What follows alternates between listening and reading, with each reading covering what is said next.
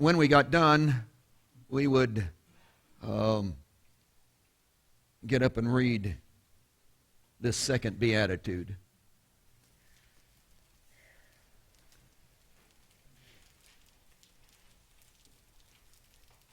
Seeing the multitude, he went up on a mountain, and when he was seated, his disciples came to him.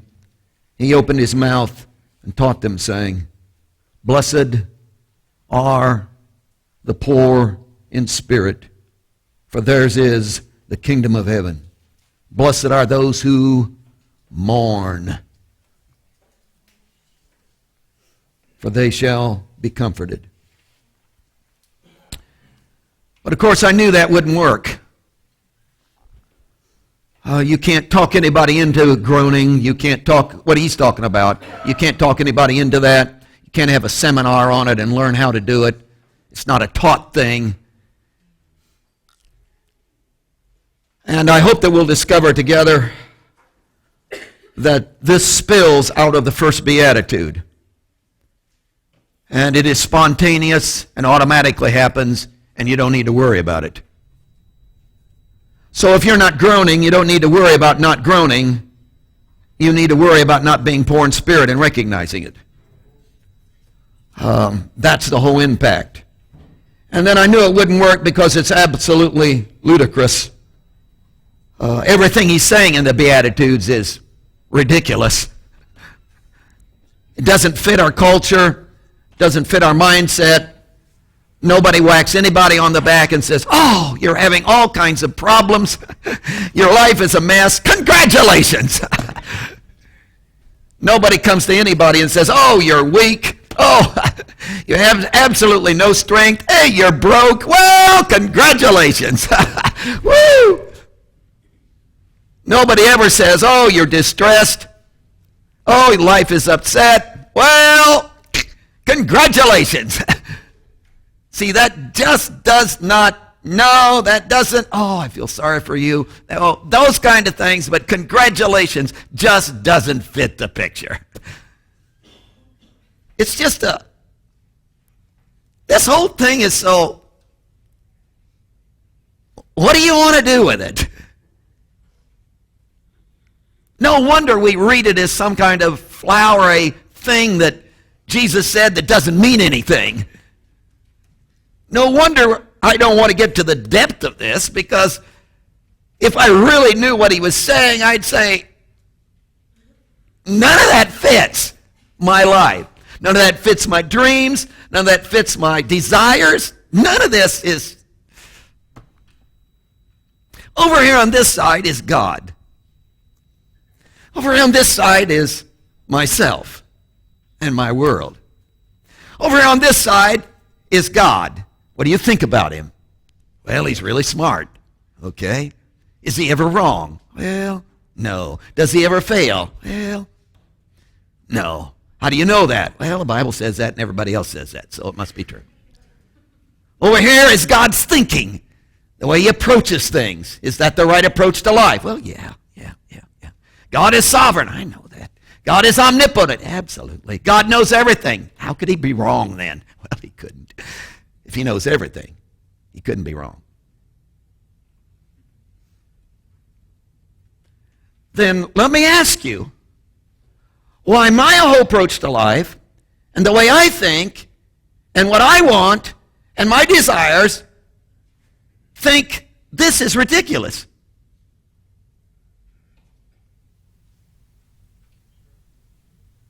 Why does he come and say, "Blessed are the poor," and I say, "Blessed are the rich"? Why does he say, "Blessed are those who mourn," and I say, "Whoa, I want joy and laughter. Let's drink some more"?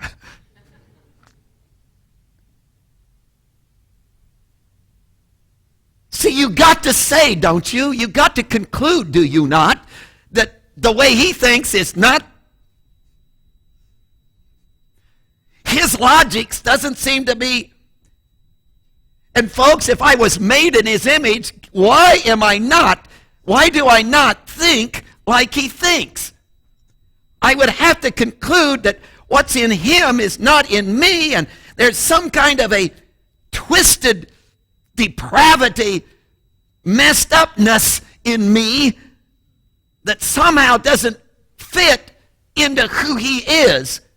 So something's wrong with my value system, and something's twisted in all that I think and feel, and something's all messed up in the depth of my life. In fact, could it be that I'm so messed up in my life that I had better not count on anything that I think? Maybe I better check out all my values. Maybe there isn't anything in my life that's really, oh, that's awful. That's depressing, isn't it? And could it be that I am so messed up that the way I view things just is, it's all the opposite? I don't know what to do with all of that. And then to have to preach that and say that there's something wrong inside of us, that's literally, our values are all messed up. And that maybe it's a little worse than even what we're proposing, because it's as if to say that in the logic of God, He set up these boundaries, and when I'm in those boundaries, I'm exactly where He wants me to be and what He's made me to be. And one of those boundaries is helplessness. That God wants me to be helpless. See, I don't think that way. Oh, I want my kids to be helpless for the rest of their life and depend on me. No! No! Please, no! Go make money and take care of me. No! And yet God delights in helplessness. So helplessness is not because I've done something to make myself that way. Helplessness is because God made me that way and wants me to be that way and delights in me in being that way. And that as you make a glove to be helpless, and so you can put your hand inside of it, so God has made me helpless so He can jam His resource within me and produce something through me that I can't do. And that together in the combination of Himself and myself, we literally become something that He has dreamed would come into existence. But see, none of that makes any sense to me. So evidently something inside of me is twisted and wrong. And is there a possibility that what I need is not to have my activities straightened out and not to quit certain things and start certain other things? Could it be what I need is for God to come and straighten out my very nature, replace, if you want, however you want to state that. He wants to do something so deep within me that I begin to think. Why are my decisions wrong? I logically sit down, think a thing through, and decide, and it's wrong. How could that be? Well, maybe my logic isn't correct. Maybe I'm not viewing things right. It seemed totally logical for me to double up my fist and sock you in the mouth. That seems just absolutely the thing to do.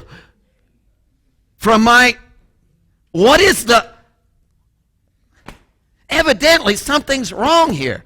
And again, this is then not something He just wants to straighten out in terms of activity so that I will begin to do right things. It comes back to a state of being whereby I live in my helplessness. And the helplessness becomes the boundary through which everything He has dreamed for my life could come to pass. See, that doesn't make any sense. I'm being crucified. Oh, good. Hang there for the rest of your days, because it's there that you'll find life. Oh, I'm dying. Oh, good. You're dying. You're dead. Woo! Stay dead. Stay in the boundaries of death, because in the boundaries of death, you will know my life. Stay there. Stay there. But everything's collapsing in on me. Oh, stay there. Stay there, because it's in the boundaries of collapse that everything builds.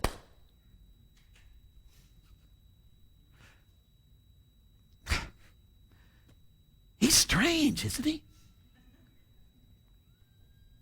He is absolutely strange. See, it's total opposite.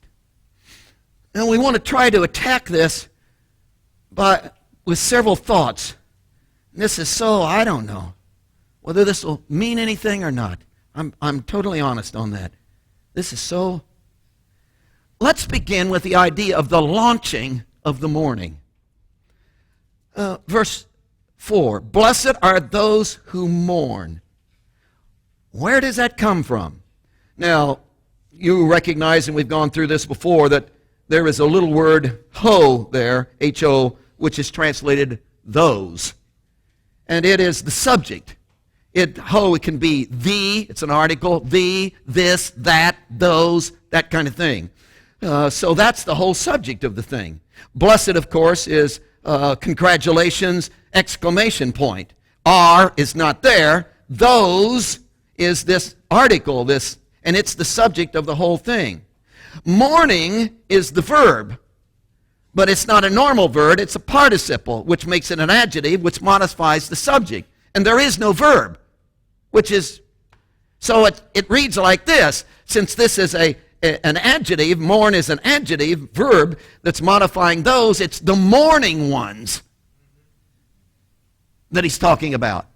The ones who are mourning, the mourning ones. And there is, again, no, that's the subject then, the mourning ones. So it's whack you on the back. Woo! Congratulations. You are so fortunate. Oh, wow, are you in? Good night.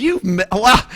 Congratulations. Wow. This is, well, good for you. Well, praise the Lord. Whack you on the back. Congratulations, you mourning ones. Now, again, that sounds so ridiculous, doesn't it? And here's what, one of the things that bothers me about this is the extremeness of it all. See, if Jesus would be a little moderate. Blessed are those who don't feel good on Monday. You know. See, I could handle that. See, but he's so, it's extreme. See, you get that in the first beatitude. Poor in spirit. See, if it had been, blessed are those who don't have as much as they want. I could buy that, see. I could, yeah, but you'll get by. Oh, wonderful, wonderful. I'll make it. Hallelujah. We'll struggle through this. That would be encouraging, and I could get into that. But the helpless thing, see, and you remember the two-word deal, the helpless thing, the Greek word for helpless, apatos, is the idea of absolutely destitute. I mean, you can't get any worse than this. It's begging poor. And again, you remember the idea is that comes from the word crouching or cowering or cringing, and you're over in the corner and you're covering your face because you're totally embarrassed, and you're sticking your hand out because you got to have something or somebody, please. It's that kind of a deal. So it's the absolute total helplessness. You can't go any lower than this. This is the bottom of the rung. Ever been there? This is the bottom of the rung. This is terrible. See, there's no wiggle room in that. That's extreme. Now you come to the mourning thing. This is used consistently in the Old Testament, and it's connected with death. And it's the idea of grief in death. It's a grief that is so deep it can't be concealed. It just slips out. I didn't mean to tell you this. It just came out, man. It just shows on my face. It's in my eyes. I'm sorry. It's so deep inside that I can't contain this thing. It's just overwhelmed me. I'm just grief stricken. See, that's extreme. So both Beatitudes, he's just pushed this thing to a wall, like here's the best place to be. Here's the extreme poorness and the extreme mourning that really, really causes everything to make sense. Now, there's a dilemma here. If you don't saturate, there's a dilemma. Okay, we haven't saturated, we haven't looked at this, we just picked it up, started reading. Blessed are those who mourn. What does he mean? Mourn over what? Well, immediately we would begin to make things up. Preachers are good at that. That's why our sermons are long. We keep making things up. Blessed are those who mourn, meaning, oh, are your circumstances terrible?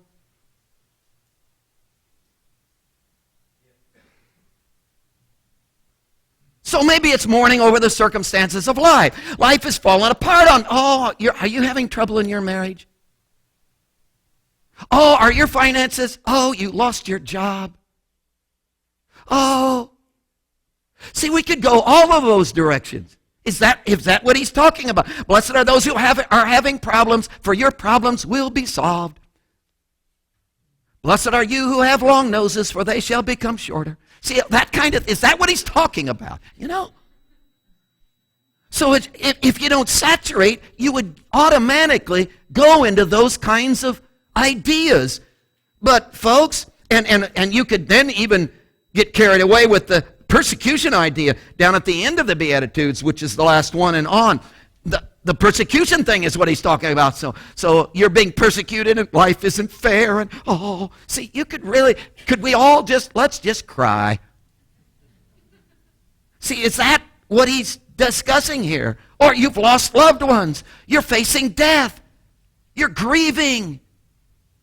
See, if you don't saturate, you come up with all of that kind of stuff. And then, of course, it would all shove this into a eternalness, the future eternity. That is, I know you're having awful trouble now, but just bear it. I know they're beating your back now, but I know things aren't well now. I know, but just hang on in your persecution, because, one day you will be justified. You will be vindicated. Eternal life in comfort, and you're going to have streets of gold, and you're going to have, mansions in the sky, and angels, lemonade, please. I mean, they're going to serve you, and big screen TVs, and everything you haven't had here, you're going to have there. See where that all goes? But that only happens if you don't saturate. See, if you get into this passage and see everywhere, see where he's going in this whole thing and understand the dynamics of his mindset, you begin to understand why that's not what he's talking about at all. He's not talking about your circumstances. He's not you're having a rough time so you're upset. He's not talking about your kids don't treat you right. Your wife isn't, your husband isn't, no, the church didn't. No, he's not talking about that. That isn't even in his mind. That isn't the picture at all. If you saturate, you begin to see that this beatitude, mourning, spills out of the first beatitude, poor in spirit. And the reason you're mourning is because, you are poor in spirit. And the mourning doesn't have to do with circumstances or death. It has to do with a response. It is your response to the poor in spirit.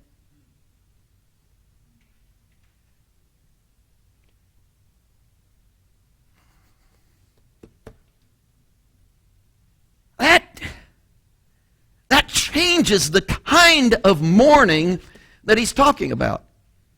See, that immediately tells me that the mourning then is spontaneous, that I can't crank it up, it just automatically takes place.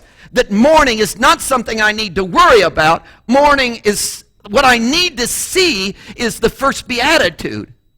That if I'm embracing my helplessness correctly, mourning in response to Jesus will be an automatic.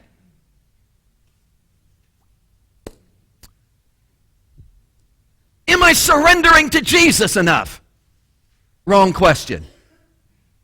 Am I giving everything to Jesus? Wrong question. Am I spiritually where I ought to be? Wrong question. Have I really been saved? Should I be sanctified?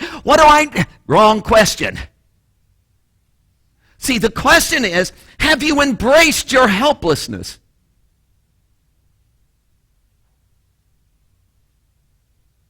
Have you stripped through all the falseness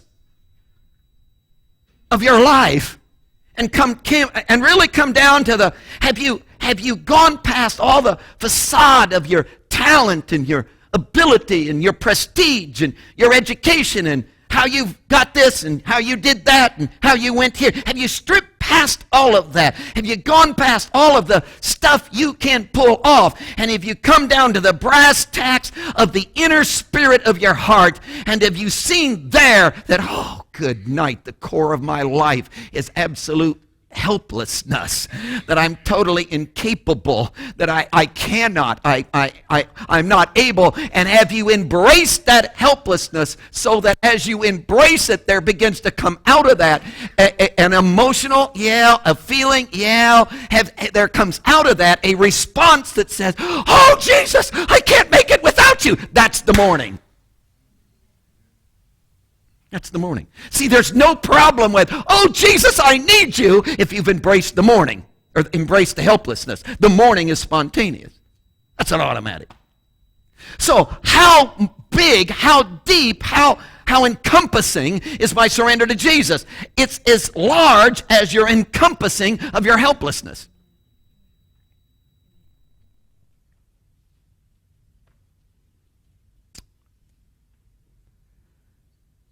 Having problems in my marriage. This isn't going to work out unless God intervenes. I'm helpless here in my marriage. So I cry out to Jesus in relationship to my marriage. Do you see how isolated that is? How that's brought down to one segment of your life. So your response to Jesus is only as large as what you... Doesn't that make sense? Well, I'm having financial problems. See, if you only deal with Jesus on your problem level, you never...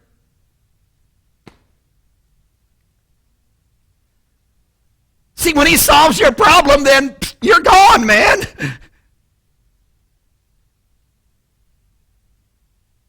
So he has to allow problems to just keep coming. What would happen if you'd go beyond the problem level and you'd embrace him at the core of your being and saying, if I never had a problem, I'd still be absolutely helpless. This isn't about problems or the mess of my life. This is about, I am a mess. I don't have a mess, I am a mess. And in the total, absolute helplessness of my life, out of that begins to spill this response, this awareness, this embracing of the person of Jesus. And it can only be as deep in my life as what I embrace the helplessness. So the launching pad of the whole business of verse 4 is out of verse 3.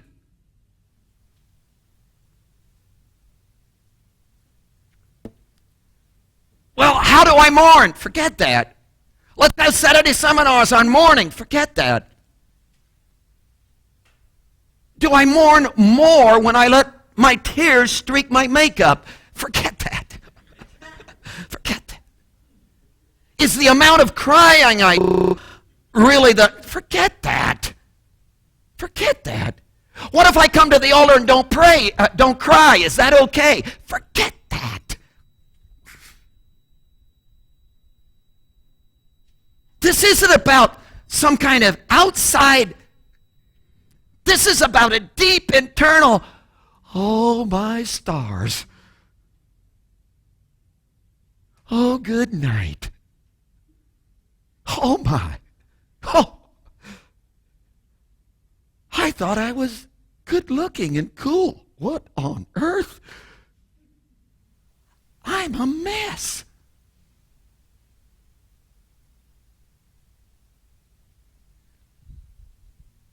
The proud never do that. They never have that.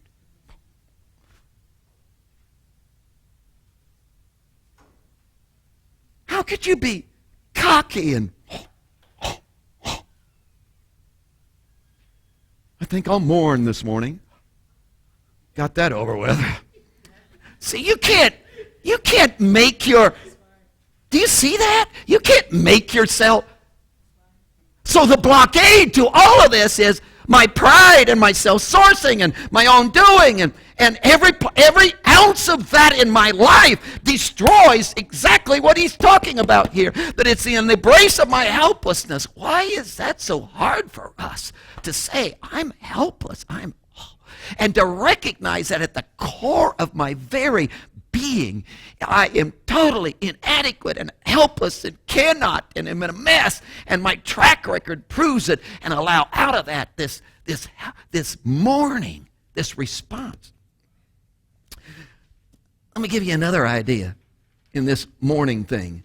Not only the launch of mourning, but the location of mourning. Obviously then, since blessed are the poor in spirit, and the location is in the spirit, obviously, since that is true, the location of the mourning is going to be in the spirit.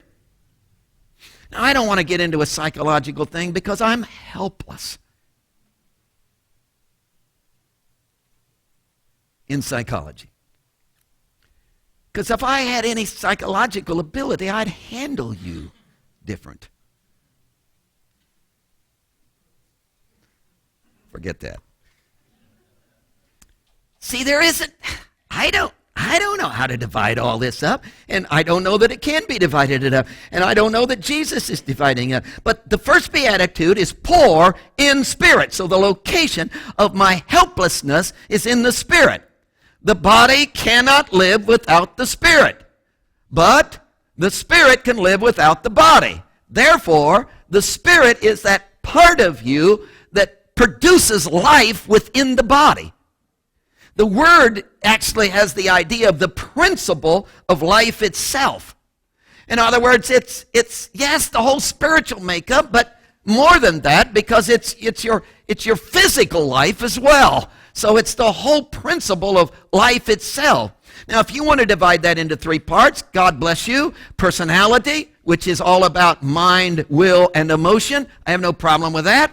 But I know they overlap, and if we had a board here, we'd draw it all out, and here's a circle, and here's where they overlap, and you can do all that, good, and figure all that out, good for you, and this is what I'm feeling in my spirit, this is what I'm feeling in my mind, here's how and you can divide all that out, and good for you, but I don't know that Jesus is really indicating that in this passage. But if you want to do something like that, you might say that the mind and the will literally are where you're poor in spirit in that sense, and then out of that there begins to, when you embrace that helplessness, there begins to be an emotion. But it's more than emotion, but it is an emotion. There is this feeling, there is this awareness, there is this sense in the second beatitude of an emotion, of a reaction to what you're thinking and what you're willing and what you're embracing and what you're choosing in the inner spirit. So the mourning idea is what you're feeling in some sense. It's a little bigger than that. Again, I don't know how to divide all of this up. I don't know how to keep the mourning out of my mind and just leave it in my emotions. And it isn't just, I just feel like crying all the time. It isn't that, because I may not cry at all, because that doesn't have anything to do with this. And it may be it may be part of my mind. It may be a part of my will. I may choose to do this as well. I'm making choices about this to respond to this. And the more I respond to it, the more I mourn, because the more I see this, the more it grips me. And the more I'm gripped, the more it permeates my being and becomes the reaction of my total system. But all I know is that this mourning is the response, the natural outplay of the embracing of my helplessness, and that it affects me in how I feel. I think that feeling can be bigger in my mind than emotion. Oh, he got emotional. Could I begin to live with an emotion, a feeling, an awareness in my life that's there all the time? See, emotions are up and down. I have them, I don't have them. But wait a minute. Could I live with this awareness? Could my embrace, think about this, could the embrace of my helplessness be so strong and so, I see it so big and so clearly that I'm just literally gripped with this awareness, this feeling, this inner emotion that says,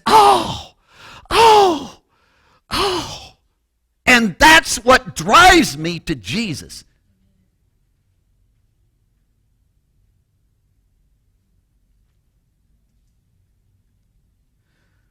The Isaiah chapter 6 thing. Uzziah the king, of course, is dead. Isaiah was his right-hand man. You know the whole story there. Isaiah is his right-hand man and has depended on him, and everything the king said he did, and they had big time. The king's died. So he's in a mess. What was the stability of his life is gone. He's in trouble. And after a period of time, he comes in that great passage in Isaiah chapter 6 and sees the Lord high and lifted up, who should have been his king in the first place.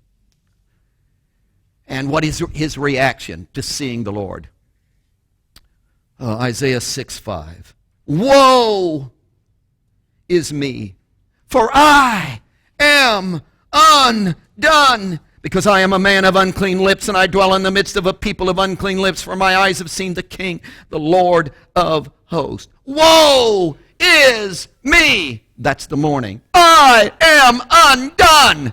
That's the poor in spirit. I have embraced my undoneness so sufficiently that out of me spills this reaction. Woe is me! What am I going to do? Woe! Where can I turn?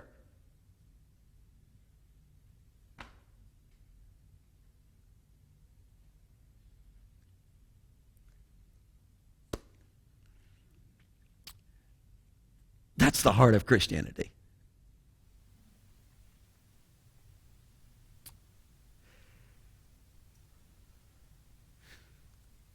The altar thing has really been intriguing to me for years, and people coming to an altar and how they respond when they get up from an altar and what they say when they get up from an altar. I kneel in an altar, I pray for a while, I get up and say, everything's going to be all right.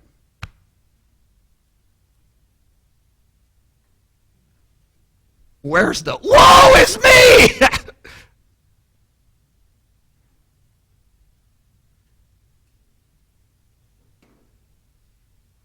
Kneel in an altar prayer, shed some tears, give some emotion to it, stand to my feet and say, I'm going to try harder.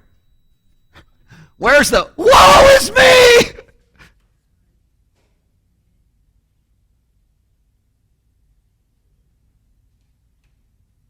Well, woe is me is not a good thing, isn't it? What if you could live, woe is me? And what if that's the boundaries within which you live, which liberate Jesus to do through you everything that needs to be done?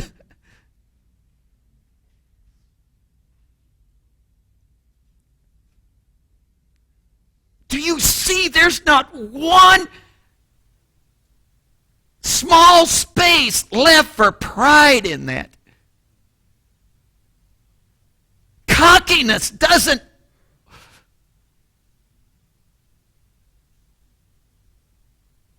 demanding my rights. What? I'm right. What?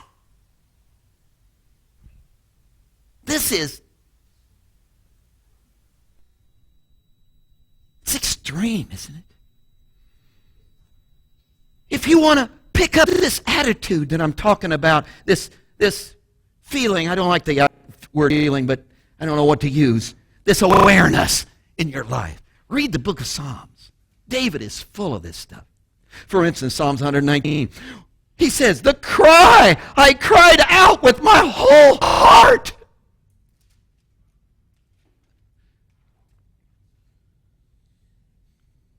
Hear me, O God. Hear me, O Lord. I will keep your statutes. I cry out to you. Save me. I will keep your testimonies. I rise before the dawning of the morning and cry for help. I hope in your word. Oh.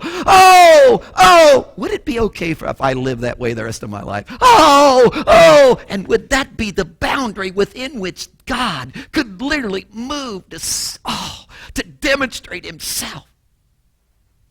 So this is not about circumstances. This is not, get this, this is not about circumstances.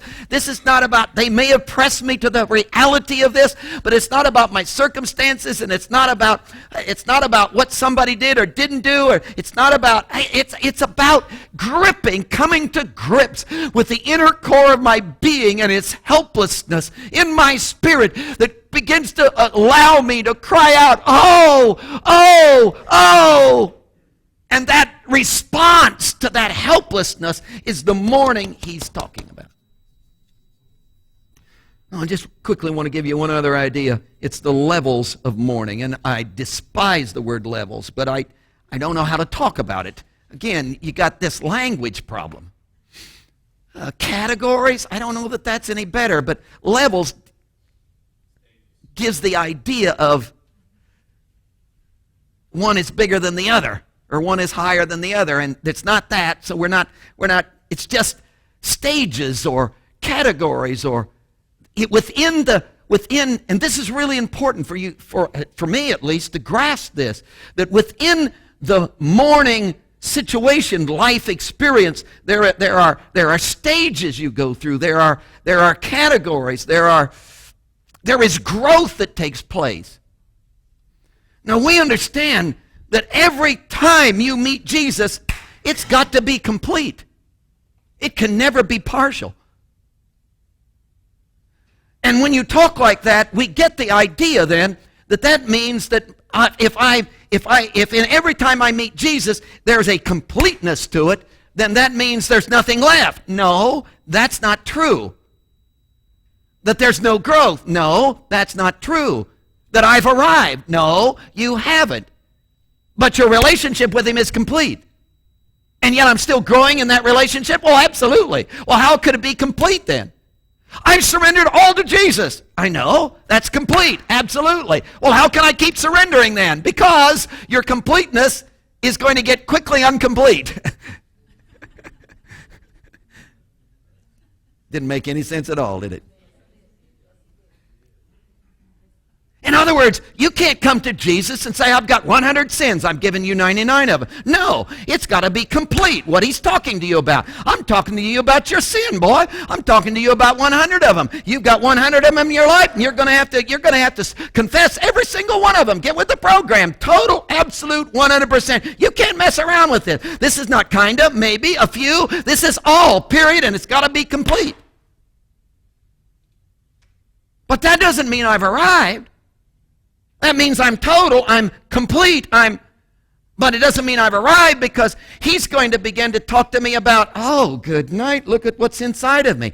The outside stuff is gone, but look at what's inside of me. Whoops, I didn't calculate that. I thought I was complete. Well, you were in what you knew. Now it's expanded because you know more, and now completeness has to take hold again. So this is an unfolding kind of deal. I mean, come on, it's not that hard. Here's this baby. Well, won't he be something when he's 6? He's only about an 8th human now. When he's 6, he'll be more like a 3rd human. Wait till he becomes a teenager. He's not human at all. Oh, brother. Well, now he's a young adult. Oh, now he's probably 3/4. Wait till he gets, no. A baby is totally, absolutely, completely human. He'll never be more human than he is. But he's got a long ways to go. So the idea here of mourning is not, oh, I've mastered my helplessness, therefore I'm mourning as much as my cries are as loud as... No, no, this is going to progress in your life. For instance, we all understand it starts with sin. We all started mourning there, man. I saw my helplessness because, man, I'm lying and I can't quit. My integrity is smells. I mean, it's awful. And and this, God reveals this stuff to me, and I see my brokenness and my habits, and I see all of the sin that I have been involved in, and my life is guilty, and I've been disobeying Jesus, and there's all of that taking place in my life, and I embrace my helplessness at that point, and there groans within me, there mourns within me over the sin issue, my self-sourcing, because all sin is self-sourcing. Anything that doesn't embrace helplessness and turn him loose is every bit of pride and arrogance in my life, every deed that expressed that is absolute sin. And I see that. I mourn, I groan, Paul says the whole creation groans to be liberated from this curse of sin. So there's my personal groaning. I groan over the fact that I've ever in my life been self-sourced and acted like I was God instead of him. I groan over the fact that, good night, can you realize how stupid I was? Why did I do that? That I acted out of my own abilities instead of relying on him, that I decided out of my own logic instead of embracing his mind, that I moan. In fact, I groan over that to the point that I will never, I don't want to ever do that again. See, what keeps me from going back and being self-sourced? What keeps me from going back and doing my own thing? Because I've embraced this thing and I'm groaning. And I'm groaning to the point.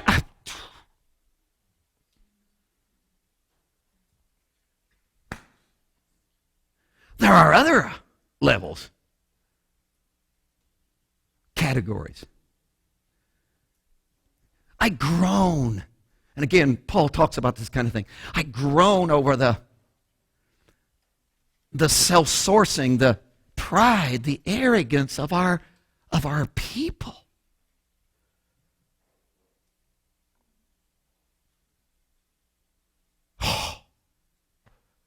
Look at our community.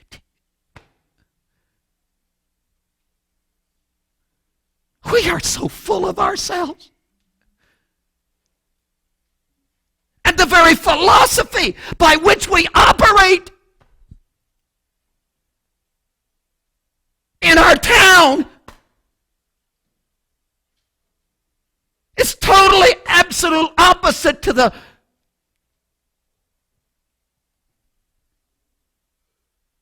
logic of the divine.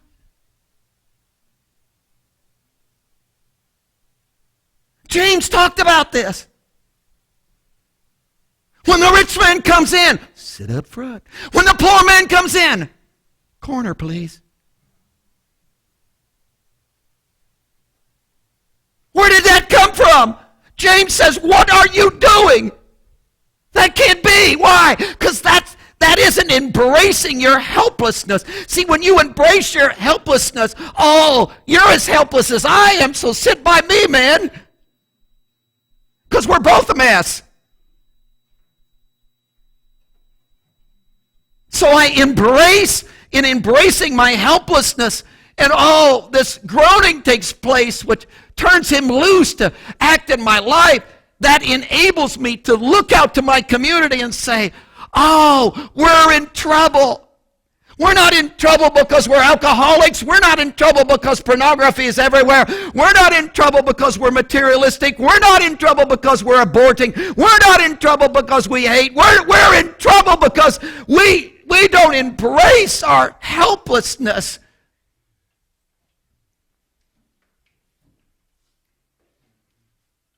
Would you groan with me over this community?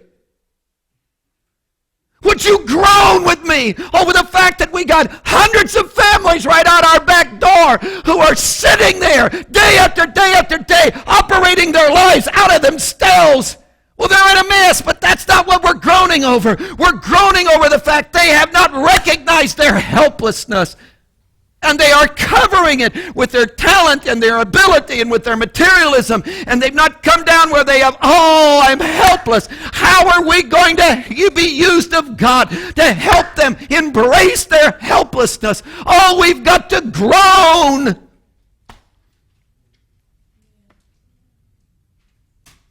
See, this is big, folks. This mourning thing. And of course, the crux of the matter is that I can't pull you into that, nor can I make myself do that. Well, how am I going to groan over this community? I'm so got my own schedule and got my own, and my next door neighbor, and I've got all of this and it. I got the ball game, and I don't have time to groan over it. See, so you haven't embraced your helplessness, which brings about this groaning. Because this is spontaneous.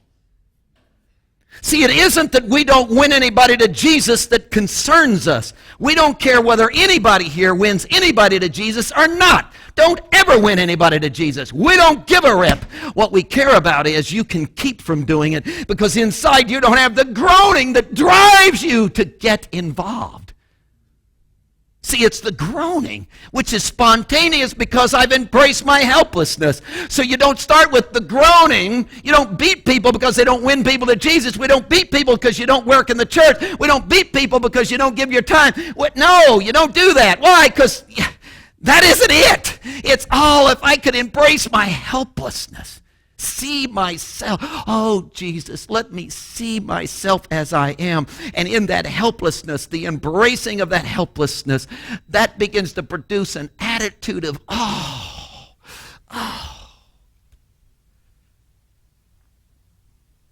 Jesus.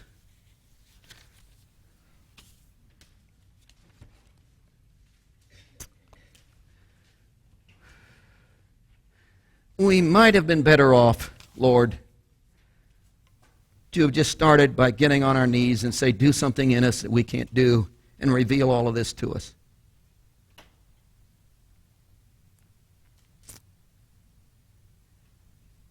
It's totally unexplainable.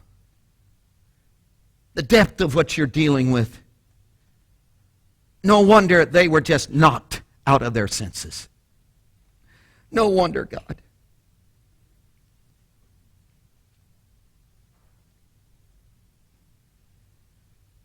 So if I get it, even the beginning steps of it, it is a recognition of not that I'm not too good in grammar, it's not that I'm not too good in finances, it's not those areas, not that I'm having trouble in my circumstances, not that I didn't make that, I messed up on that one. It's not that. You want me to go to the core of my system. And at the core of my life, the spirit, the source of my existence, see that I am absolutely, oh, the shelves are empty. The electricity's been shut off. And I am helpless. Destitute, without resource. And I don't have a ghost of a shot, a chance at this thing. And you made me that way so you could embrace me. I embrace you back today. And as I embrace you, hear my groaning.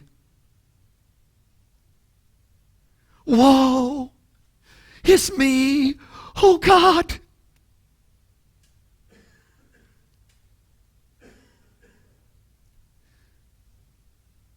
Woe is me. I cannot make it. I won't survive this week. We're having a training camp. People are coming in. We're going to have revival. We want to, oh, woe is me. It is a joke, God. Our services will be laughable. They will be ridiculous. They will be absolutely empty. We're helpless.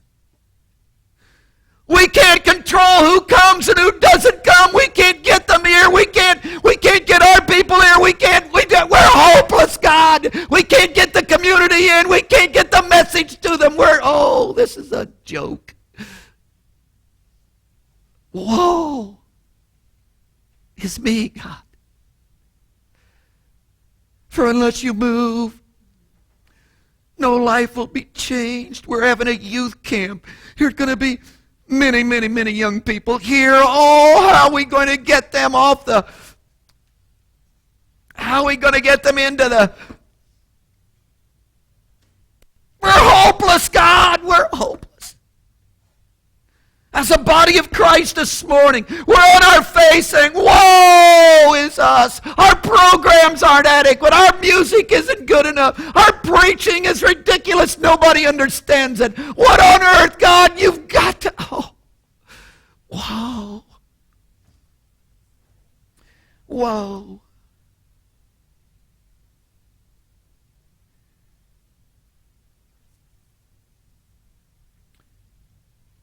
Heads are bowed. If you're not mourning, if you don't have those kind of feelings, if that kind of awareness is not going on, it's because you've not embraced your helplessness. If you don't feel it all the time, if it's not a constant awareness of your life, then you've not embraced the depth of your helplessness. Would you just admit this morning that you're not too hot? Would you just say, I can't? Would you just renounce pride and arrogance and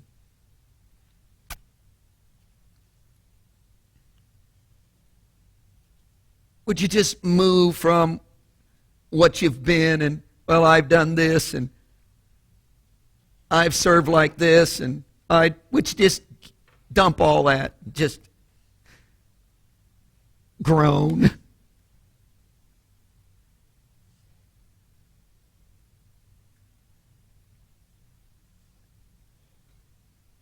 And in your own personal life, for the sake of your kids, for the sake of your neighbors, for the sake of your family, for the sake of those around you, for the sake of the church, for Jesus' sake,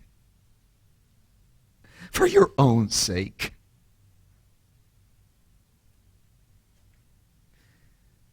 Would you just fall at his feet? He made you this way. You're supposed to be this way. Would you just admit it? And groan. Let your response be a mourning which releases him in your life.